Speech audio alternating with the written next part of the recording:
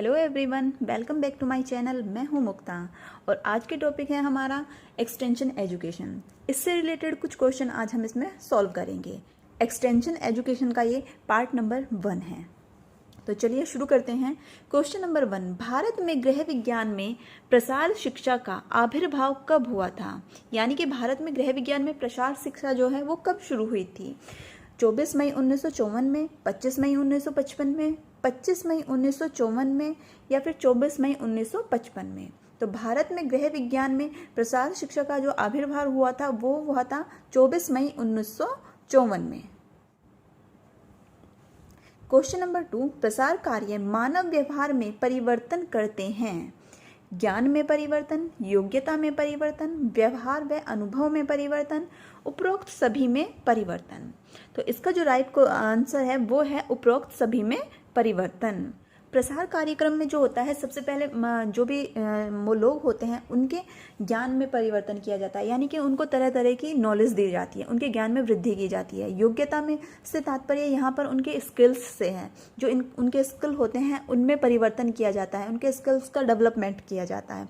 इसी तरह से उनके व्यवहार और अनुभवों में परिवर्तन किया जाता है। विभिन्न विभिन्न प्रकार की उन्हें चीज़ें सिखाई जाती हैं, उन्हें जागरूक किया जाता है चीज़ों के बारे में और उनके व्यवहार में परिवर्तन किया जाता है। जैसे जैसे वे अनुभव करते जाते हैं वैसे वैसे ही उनका व्यवहार स्वयं ही परिवर्तित होता जाता है। इसीलिए जो इसका आंसर है वो है उपरोक्त सभी में परिवर्तन।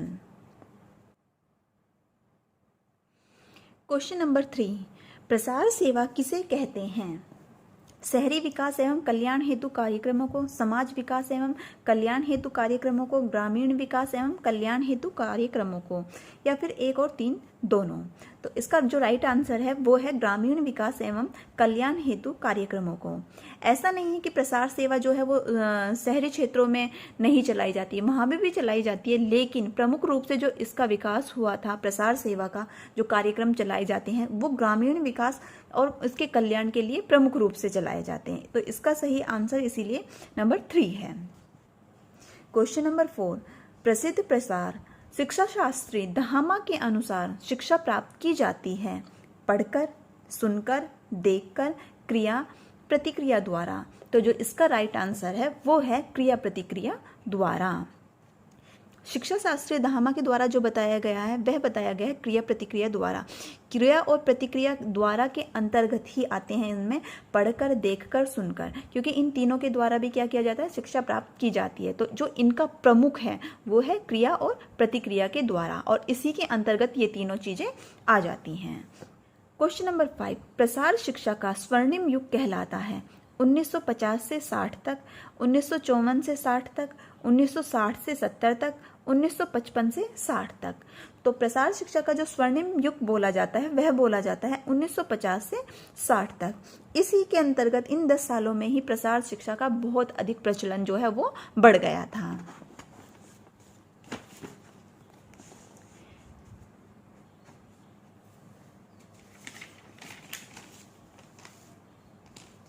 क्वेश्चन नंबर 6, क्वेश्चन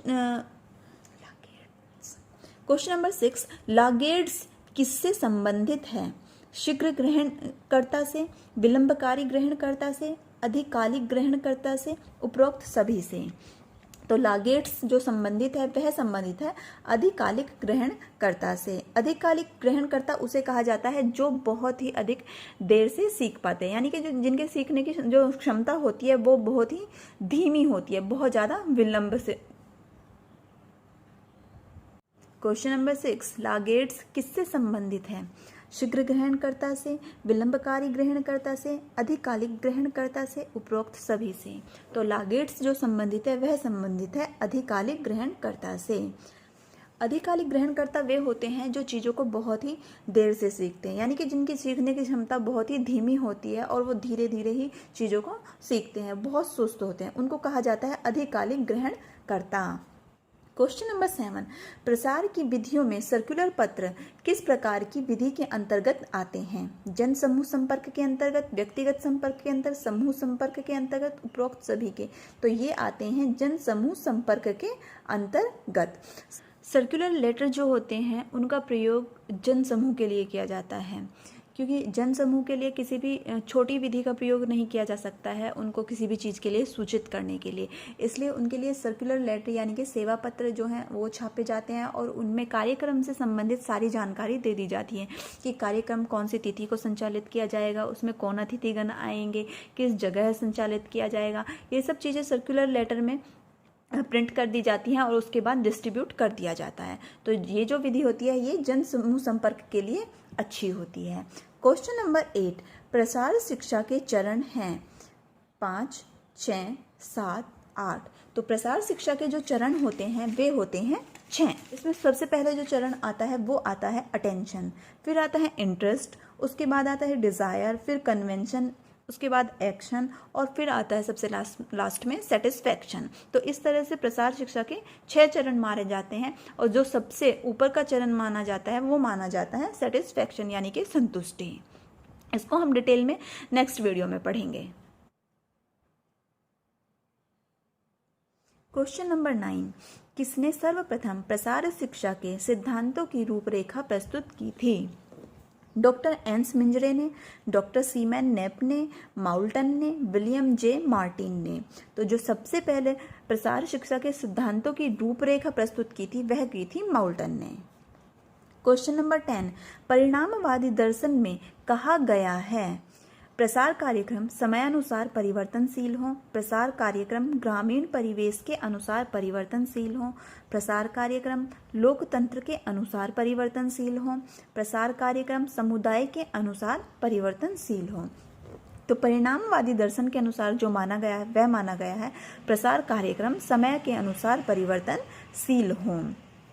परिणामवादी दर्शन कहता है कि जिस भी प्रकार का समय चल रहा है, चाहे वो ग्रामीण क्षेत्र में हो चाहे वो शहरी क्षेत्र में हो, उसी के अनुसार आपको अपने जो प्रसार कार्यक्रम होते हैं उनको संचालित करना चाहिए और वैसे ही उनमें परिवर्तन करके चीज़ों को लोगों को सिखाना चाहिए। तो इसीलिए इसका जो सही आंसर है वह है प्रसार कार्यक्रम समयानुसार परिवर्तनशील हैं।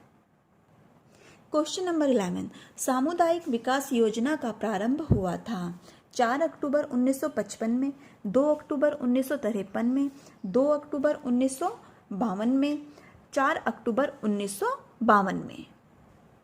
इसका राइट आंसर है 2 अक्टूबर 1952 में। नेक्स्ट क्वेश्चन है, प्रसार शिक्षा का आधार है ग्रामीण परिवेश, शहरी परिवेश, दोनों, इनमें से कोई नहीं। तो प्रसार शिक्षा का जो प्रमुख आधार है वह माना जाता है ग्रामीण परिवेश।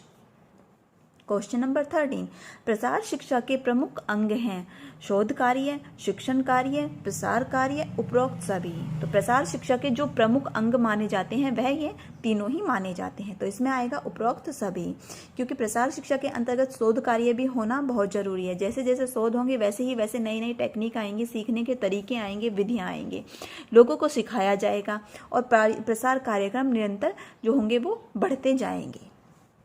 क्वेश्चन नंबर 14, किसी संस्कृति के अनुसार प्रसार कार्यक्रम चलाना कहलाता है सांस्कृतिक विभेद का सिद्धांत, सांस्कृतिक परिवर्तन का सिद्धांत, उपरोक्त दोनों, समाज में परिवर्तन का सिद्धांत। तो इसका जो राइट आंसर है वह है सांस्कृतिक विभेद का सिद्धांत।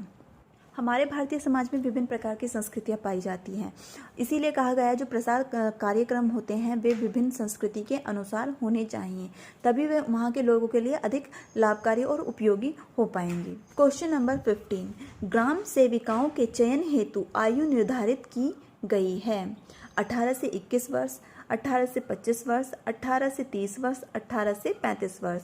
तो जो निर्धारित की गई है ग्राम सेविकाओं की उम्र वह की गई है 18 से 25 वर्ष। क्वेश्चन नंबर 16, प्रसार कार्यक्रमों में किनकी सहभागिता को अधिक महत्व दिया जाता है? पुरुषों एवं महिलाओं की, प्रौढ़ वर्ग की, युवा एवं बालक वर्ग की, युवा एवं महिला वर्ग की। तो प्रसार कार्यक्रमों में जिनकी सहभागिता को सबसे अधिक, इसमें पूछा गया है सबसे अधिक जो महत्व दिया गया है वह दिया गया है युवा एवं महिला वर्ग की। क्वेश्चन नंबर 17, प्रसार कार्यक्रमों का क्षेत्र किस प्रकार का होता है? विस्तृत व व्यापक, सतत व बहुआयामी, ग्रामीण परिवेश का, एक एवं दोनों।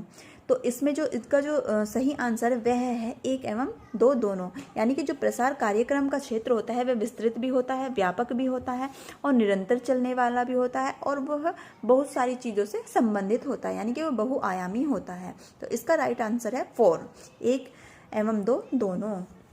क्वेश्चन नंबर 18, प्रसार शिक्षा में 1 से गुण रखने वाले व्यक्तियों से उनके रीति रिवाज के अनुसार संपर्क किया जाता है, तो उस संपर्क को कहते हैं ग्रुप अप्रोच, कम्युनिटी अप्रोच, मास अप्रोच, इंडिविजुअल अप्रोच। तो इसमें पूछा क्या गया है, पहले हम ये ध्यान से देखते हैं। 1 से गुण रखने वाले व्यक्तियों से उनके रीति रिवाज के अनुसार, यानी कि जिस समूह में 1 से गुण होंगे और उनके रीति रिवाज के बारे में इसमें पूछा गया है। तो इसका जो सही आंसर होगा वह होगा कम्युनिटी अप्रोच, यानी कि एक सामुदायिक जो संपर्क होगा वो इसका सही आंसर होगा, क्योंकि एक समुदाय में एक प्रकार के गुण रखने वाले और उन्हीं रीति रिवाजों से संबंधित लोग रहते हैं जो उन्हीं रीति रिवाजों को मानते हैं। तो इसका सही आंसर जो है वह कम्युनिटी अप्रोच है। क्वेश्चन नंबर 19, प्रसार शिक्षा में परिणाम प्रदर्शन के फलस्वरूप व्यक्ति में कितनी प्रतिक्रियाएं होती हैं? 6, 7, 8, 10। तो व्यक्ति में जो प्रतिक्रियाएं होती हैं वह होती हैं 8 प्रतिक्रियाएं होती हैं। क्वेश्चन नंबर 20, कौन प्रसार पद्धतियों को मशीन, रिंच, स्क्रू ड्राइवर, हथौड़े आदि मानते हैं? तो माउल्टन, डॉक्टर एन्स मिंजरे, William J Martin, doctor Seaman Knapp. तो जो इसका सही आंसर है वह है डॉक्टर एन्स मिंजरे। डॉक्टर एन्स मिंजरे का मानना था कि जिस प्रकार से जो मिस्त्री होते हैं वो wrench, machine wrench, screw driver, हथौड़ा, इन सब चीज़ों का प्रयोग करके विभिन्न प्रकार के उपकरणों को, व्हीकल्स को, इन सब चीज़ों को सही कर देते हैं। तो उसी प्रकार से जो प्रसार सेवक होते हैं वो प्रसार पद्धतियों का प्रयोग करके ग्रामीण समाज के कल्याण से संबंधित विभिन्न प्रकार के कार्य करते हैं, वहाँ पर जागरूकता फैलाते हैं, उनके व्यवहार में परिवर्तन करते हैं तथा उनको विभिन्न प्रकार की योग्यताएं, जो स्किल्स होते हैं, उनमें डेवलप करते हैं। इस प्रकार से ये 20 क्वेश्चन जो प्रसार शिक्षा से रिलेटेड थे वो पूरे होते हैं, जो आपके नेट के लिए या फिर टीजीटी पीजीटी के लिए काफ़ी इंपॉर्टेंट हो सकते हैं। अगर आपको मेरी वीडियो पसंद आई हो तो प्लीज़ आप मेरे चैनल को सब्सक्राइब कीजिए, लाइक कीजिए और शेयर कीजिए। वीडियो देखने के लिए थैंक यू सो मच।